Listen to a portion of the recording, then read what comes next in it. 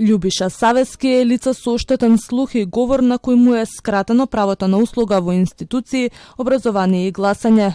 Не е сам, а овие проблеми ги дели и со други лица. Целосни статистички податоци за бројката на хендикепирани лица во државата не постојат, а според Сдруженијата во земјава има од 10 до 15% кои имаат некаква пречка. Животот е тежок, особено за овие лица кога имаат потреба од некоја институција, вели Савески. Системот не им овозможува толкувачи за да може да ги завршат своите обврски, па приморани се сами од сопствен џеб да платат и да најдат толкувач, но во земјава е тешко со оглед на малиот број, вели Савески.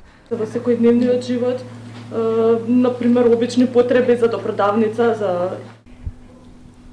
Да, тие се полесни, дури ги забораваме како потреби, некогаш се послужуваме со пишување, така, или не знаат луѓето, се навикнале на нас, некогаш на видеокол ќе побараме помош од семејството, нели имаме телефони со интернет, но генерално државата со својот систем мора да се прилагоди за потребите на не само на глувите, туку и на сите други категории. Проблеми освен во секојдневниот живот, лицата со хендикеп имаат и при изборен процес. Вели Савески додава дека во време на модерна технологија може да се најде електронски толкувач. Упати апел до партиите да поработат на овој проблем кога информираат за нивните програми, за да ги разберат и да видат што ветуваат.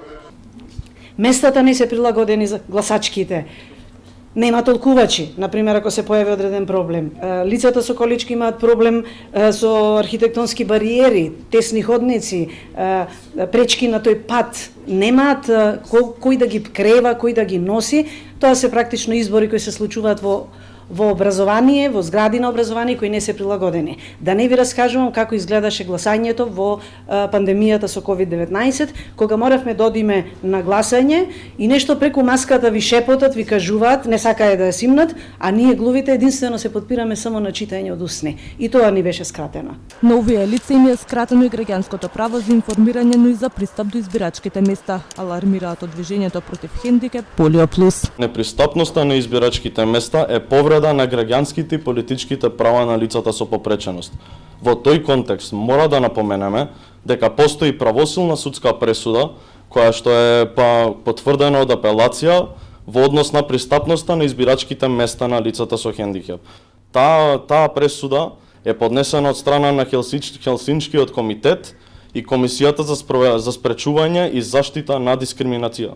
Овие лица се соочуваат и со проблеми во основното и високото образование. Вели Савески додава дека многу лица со оштетен слух сакаат да студираат на факултет, меѓутоа немаат толкувачи, а со тоа им е скратена и комуникацијата со професорите. Овие прашања мора да се решат за да им дадат поттик, а не да ги обесхрабрат децата и да седат дома бидејќи тоа е директна дискриминација, вели Савески.